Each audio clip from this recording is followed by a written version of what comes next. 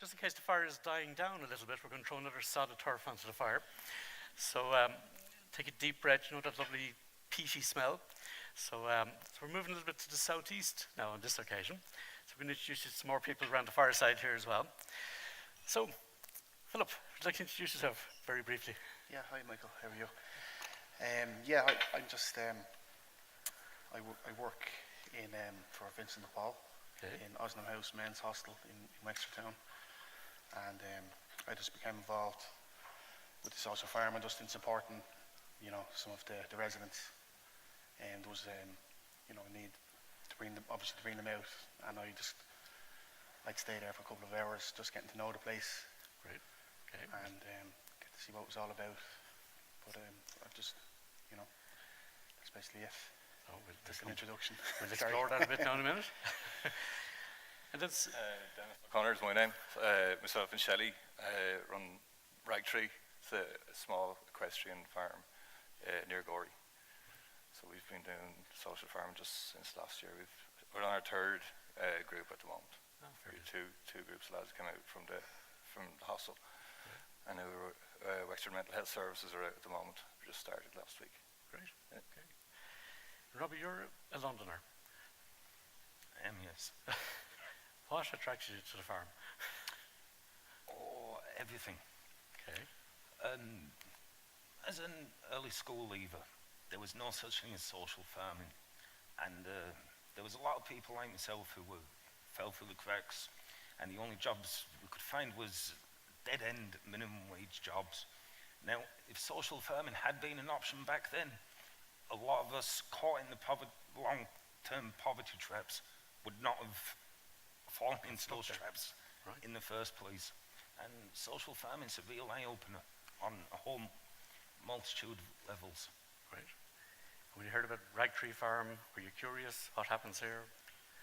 Yeah, I was just wanted to go experience it, you know, something new. And when I got out there, it was, wow, you're out from the hustle of city, village, town life. You're not putting up with people's bullshit in school. You're not being bullied. You haven't got teachers telling you slow, that you're being disruptive in class.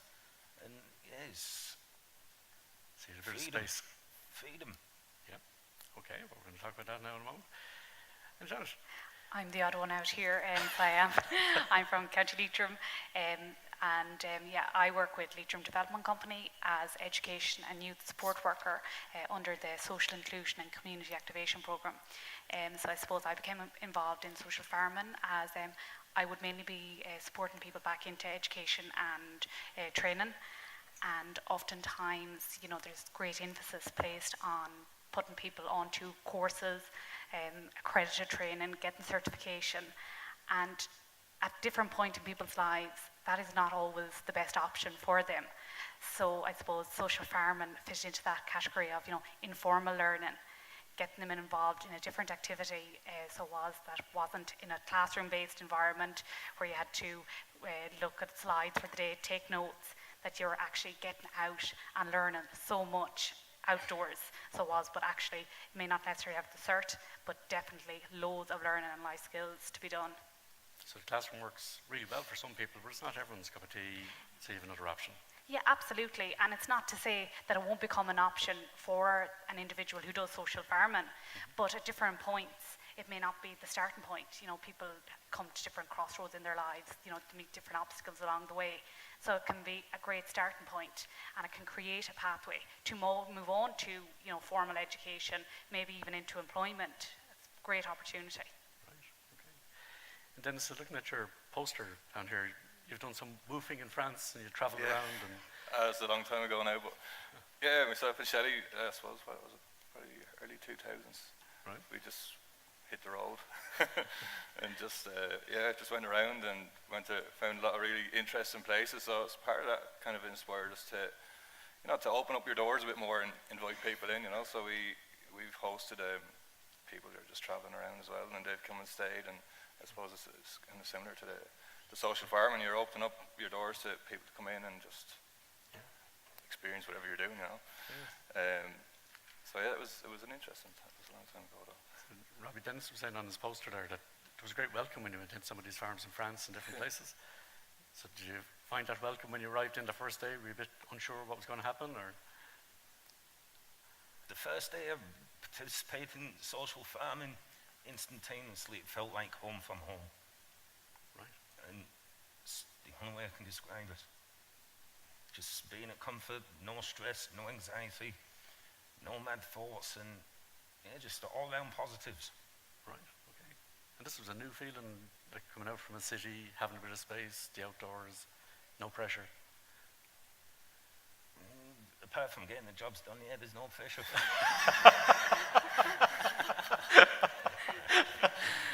There's always a job has to be done, is it?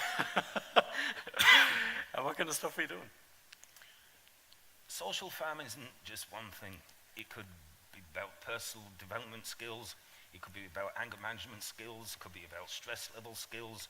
It could even come into the autism and special needs areas, very much so. Classrooms, you always have kids chatting, the lights are on, the teachers, nah. Social farming cuts all of that out, and that's extremely important for the special needs and autistic people to be taken from the school and classroom environments and put in a place that they enjoy being in. Yeah. Plus, it's a lot healthier for kids in particular to be out social farming than it is to be cooped up in school all day, you know. Yeah, just to burn off some of that energy and enjoy Teach that. them lifelong skills. It's core skills. Like we had a bit of snow a couple of weeks ago. God forbid that snow comes back. How many kids of today could survive on their own merits without the convenience of going to a supermarket, going to the fridge, without having iPads, Xboxes, phones, you know? So it's a more our natural habitat. It's where we're supposed to be, really, isn't it? Outdoors and getting in involved. a lot of ways, society have lost the way because we've become too commercialized, too consumerized, and too industrialized. Whereas social farming helps bring some of that balance back. Plus, it's great for the environment too. Yeah, so it keeps it real. And Philip, in your work with people who sometimes, as Robbie says, has fallen through the cracks, and Yeah. find themselves homeless. Yeah, well, that's it. Like in the homeless hostel, the environment, you can't get away from it. It's basically like an institution, you know. The guys in there, it's very tough. It's hard for them to get motivated, and you know, the social farming, it just gives them an escape, an outlet, and you know, a sense of belonging. You know, they go there, and you know, I felt for myself, building relationships. You know, that's something that's been mentioned a lot, but that is the main thing. You know. You know, I've built relationships, you know, with the guys, with the lads in the hostel, and you get to know them, and you're talking about you could be talking about anything, like you know from Robbie there, you could be talking about anything, you know, and it's great, you know, and that's it. It's just you can get them out there. It's a more natural environment, obviously, more relaxed. It just does so much. You could be here all day talking about it, you know, but it's just you have to try it's and all experience positive. it. Yeah, it's to experience it, like, as well, you know, and it is something that I'd love to see, you know, made available to more people for more time, you know. And can you see a difference when lads have availed of the programme? Do you see people's confidence coming back and they're more comfortable in themselves? Yeah, it's huge, yeah, because, you know, some of the guys that availed of it, like, they're basically, you know, they're excluded. You know, it's very hard for them to get a job, to get a house, and, you know, it's when they go out there, it's normality, really, you know. Yeah. You're just a normal kind of human being, you know, and it's huge. Yeah, well done. But they talk about it a lot, like when they're not there, you know, they'll talk about like going back, we're going on Wednesday, you're bringing us out, aren't you? Yeah, no, yeah. Yeah. So it's a nice focus for them to have, you know. And then I think from some of the other presentations we heard, farming can be isolated enough at times, so it's good to have new company, new energy coming onto the farm as well. And for us, a lot of the stuff that we do like we do equine assisted learning and therapeutic horse riding, a lot of kind of structured activities. Right. So for the social farming day, it's a lot more relaxed. Like, you know, you don't have this has to be done by this time, maybe some things to do. We generally have it's the gist of what's going to happen. Robbie, for would the you day, back know? this up now?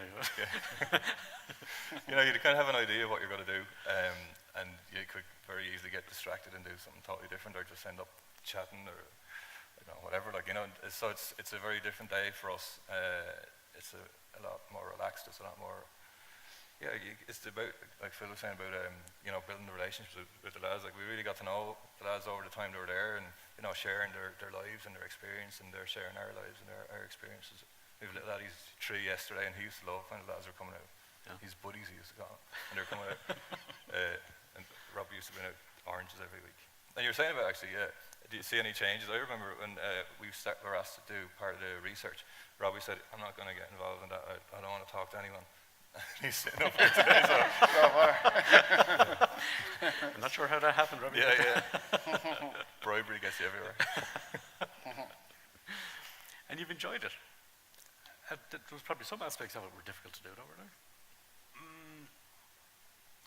The only difficult aspects was, as it's been mentioned before, lack of transport. Actually getting out there, and everything else, it's all positives all the way. So much so that social farming, in whatever form it takes place, it needs to be embedded in both primary and secondary school learning in terms of curriculum. Right. Like, the benefits outweigh not doing it. Right. And like to say, some of the practical things like transport, getting there, how did you work that one out for yourselves? I had to rely on Goodwill Samaritans to give us a lift out. It was actually great because Phil brought the lads out most of the time, and if he couldn't do it, one of the other lads would jump in and do it, and if they couldn't do it, then I'd drop the lads in or collect them or whatever. It kind of worked out, but I mean, it does take a lot of support from the service as well. Like the bus was great to have, and Phil volunteering his time to come out. And there's an amazing way when people collaborate and everyone wants to get it done. A solution gets found, so that works really well. And the group that's out with us at the moment, one of the guys drives, the 2 others don't, but they get a bus to as close as possible to him, and then he drives them out, and then they just get the bus back. So yeah, and we were looking at ways, there's not really much transport out to us, but there's, say, some buses that do a school run and they come back empty, so we're trying to look at ways that maybe we could link in with that. All right. Come back on the dummy run back. So yeah, there's opportunities, I suppose. I think the last time I was down your way, they were filming Private Ryan, and they were using all sorts of transport that day. You haven't tried arriving by sea, no? Yeah. Jonathan, in your area then, when people have done programs like this, what happens next? What are the next stages forward? Well, I suppose every individual that we work with, I know it's been alluded to earlier that, they have individual support plans, so they would have their own individual goals and their plans, what they want to achieve during social farming and then beyond. So we would have participants maybe who would have completed social farming and would have certainly gained loads of experience, but might want to feel they need another round on the farm, to continue to improve. So because they gain confidence, that have learned loads of skills, but maybe they feel they just need another round just to get them a little bit further on. We would have had individuals who would have progressed into education. We had one young girl who was placed on a farm, and she really enjoyed working with the horses, and she then progressed on to doing a horsemanship course, which was a fantastic achievement. And then other people just want to do it to get out of a service, to engage in a new activity, to learn something new. And it seems that on the farms, working with the animals seems to be a particular appeal. I think some people find they're more comfortable with animals, and it's a more naturalistic way to be. In your experience, Dennis, that's yeah, but it depends on the person really. With the lad, it kind of depends on the time of year and what you're doing as well. We did a bit of work with. You made cross-country jumps with us one day. We did a bit in the garden. We put up a polytunnel, still not finished. We did a few bits with the horses. We checking them and things like that. And so it kind of depends on what people are into. That's what I suppose the flexibility. You have to be kind of flexible and see what mood people are in when they arrive, and see what the weather is doing, and then just kind of think on your feet and see what will we do. So yeah, the animals are. I think it's more about the relationships that you're making with people, and whether you're painting or putting up a fence or whatever. It's kind of secondary in some ways, but it is like being outside and being in nature. Be that with animals or just being outside or whatever, I think is the key thing. Yeah. I think big part of it is that people are working together on a common goal. You know, and it might be building fences, it might be fixing stuff, but it's the fact that people are working together, and the relationships that fall out from that is really good, you know. And Philip, in the program you're working in, how many people are you supporting? Are they younger people, older people, men of different ages? Yeah, it's a mix of men of different ages, yeah. I won't hazard a guess at the ages. I won't. They're not here today. But no, it could be from men in like 20s, 30s up to over 50. Right. Just about. And had you worked on farms before? Are you familiar with farms, or was this a new experience for you too? Yeah, it'd be kind of, I've been around farms in my childhood a little bit. I'm from Tala myself originally, so there wasn't Well known too for much farming. farming then. Yeah. But yeah, I just had kind of an outside kind of view of them before. I've always had kind of an interest as well, though. You know, I like kind of like the horses. So I think it's just nice to be around them. You know. So when you had the And sleeves get rolled close up to and them you muck in with everyone else on it. Yeah, a little bit. Yeah. Yeah. Throw a pair of waddies on the odd day and doing a bit. Yeah, but it's just a nice environment.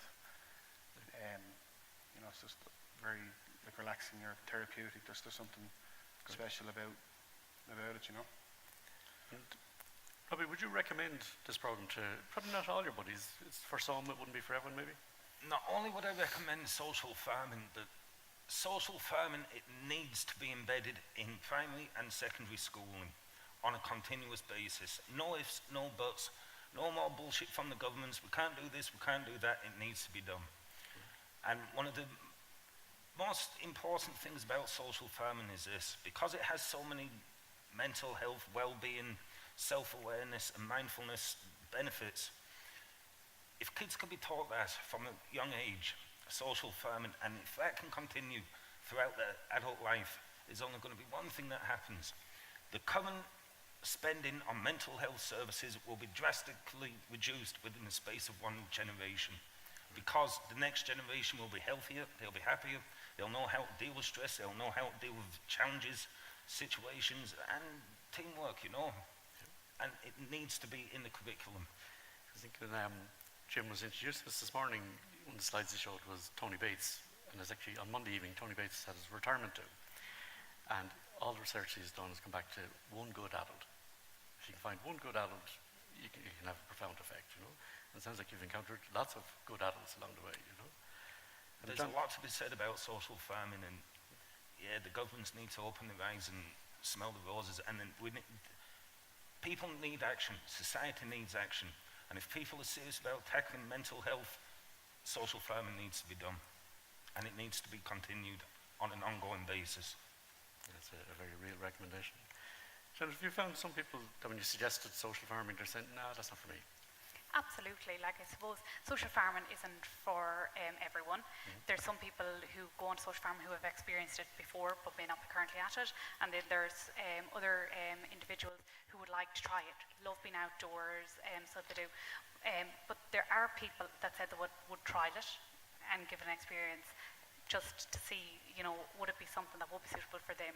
And, you know, they thoroughly enjoyed it, because again, I know everyone keeps mentioning it, but it's the environment that's created.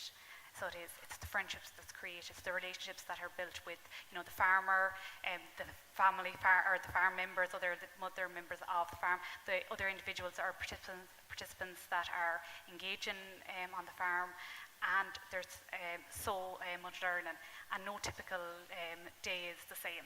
You know, there might be a plan at the beginning of the day to get a number of tasks completed. You know, but if someone visits, or if I arrived out to see my participants, you know, I'm greeted with a cup of tea and scone, and we have time for a break, and it's, you know, it's fantastic. And, you know, I come away every time and I learn so much. So for the participants that are there, you know, all day, I can just only imagine, you know, what they learn from the entire day, and engaging with just everything that is happening, being outdoors, engaging kind of in physical hands-on tasks. So it's just incredible. Yeah. And Robbie, one of the other speakers was talking earlier about that good tired feeling after a busy day, heavy lifting, outdoors. You came back jacked. Were you exhausted after a day of it? Yes and no. Okay. Depending on the weather, yes, I would be. But if it was a nice cold day, then I'd be more sore than anything else, physically, aches and pains. Because as a disabled person, yeah, it has its benefits, but I'm limited as to what I can actually do and the time I can spend out there. But that's just a personal thing. Right. It has nothing to do with social farming, the drawbacks on it. And yeah, It's a good tired. Yeah. if it was to rate social farming 10 out of 10, I'd give it 1,000 every time. Go on, Robbie. You're not going to discover much higher than that now, that's for sure. Yeah. Just before we close, Dennis, that image of the people around the farm table, having a mug of tea, having the crack, Yeah. I'm sure you've met lots of people you would probably not have encountered otherwise. Yeah, no, it's great. Like, but you meet them, but you get to know them better than like a lot of the work that we do. That you meet people more briefly, and meet them and you get to know them on a more superficial kind of level. But when you're with the social farm, the lads are out for the day. Stuff is coming up. You're really, you're exploring their lives and their histories and their stories and whatever. And it's a great kind of exchange. Yeah, so you really get to know the people, and you really kind of get to see what makes them tick, and then it kind of helps what you're doing then, So I'd say like the work is kind of secondary, so sometimes you could go in for lunch and you mightn't go back out, Too much rain. Too much rain, yeah. But yeah, so it's just whatever you get caught up in, and sometimes that's when you're out working, you're sharing it, and sometimes it's when you're having your cup of tea or whatever. So There's a friend of mine figures that probably the best conversations when people are similar enough to meet each other and different enough to have something to say. yeah, So and you get to see different facets of other people and yourself. Yeah. So it's great learning that, Yeah. And in your work, Philip, do you see progression in terms of other farms getting involved, other opportunities, some more of the lads getting out and about and enjoying the real world? Yeah, it's sort of something that we've talked about. It'd be great if we could go and live with Dennis. Little cabin there, we kind of have Robbie dream of it, But something like your wife might have something to say about yeah, that. Kids. something like respite, especially for the guys in the hostel, just to get away. If we could go there for 2-3 nights, go camping or something, and Nice. light a fire or whatever, and it'd be just to get away and to build stronger bonds and have some kind of therapeutic kind of stuff built into that as well. I think there's so much potential for like what you're doing, and it will be developed so much more. Because like all the guys that have done it, like their experience has been positive, and like it is helping them. I see them more positive. It gives them a bit more motivation to kind of just to get away from the hostel. Just to have sampled something different, something new, something better. Yeah, and looking to get in if possible, if they can. It kind of helps them prepare to kind of get back to working, and Excellent. So I think we're hearing today, folks, from a social farming point of view, there's lots of benefits for participants, for farmers, for services, educators. There's just so many things, and to score 1,000 out of 10 is certainly high marks indeed. If I was to ask you one word to describe the experience of being involved with social farming, what would you say, John? Now, one word, that's hard to do now. It's your easier, and you really have to pick me first. I thought you were going to start with it. Thanks. Yeah, but John might pick your give it word. Better be a good one. You might have a second one in hand. I suppose incredible. Incredible. Okay. Robbie, if you had to pick one word? Necessity. Necessity. It's a necessity. Has an urgency For about it there, yeah. Kids, for special needs people, it's a necessity. Right. It's every bit as important as a blind person having a guide dog in terms of services and supports. It's necessity. Right, so it's a core piece, and particularly for younger kids and maybe in schools as well. Yeah. Dennis, if I really pressed you on one word, what would it be? If I say enriching. Enriching. Yeah. Yeah. No, I think we certainly heard that. There's no doubt about that. And Philip, finally? Yeah, it's supposed to so many words. Yeah, I just think, it's kind of therapeutic, I suppose. It's something that's good for the soul, so yeah. Yeah. And it seems to be that for everyone who's been involved. Again, just to thank Janet and Robbie and Dennis and Philip. I'm conscious there's a panel discussion now, so we're going to draw this Fireside Chat.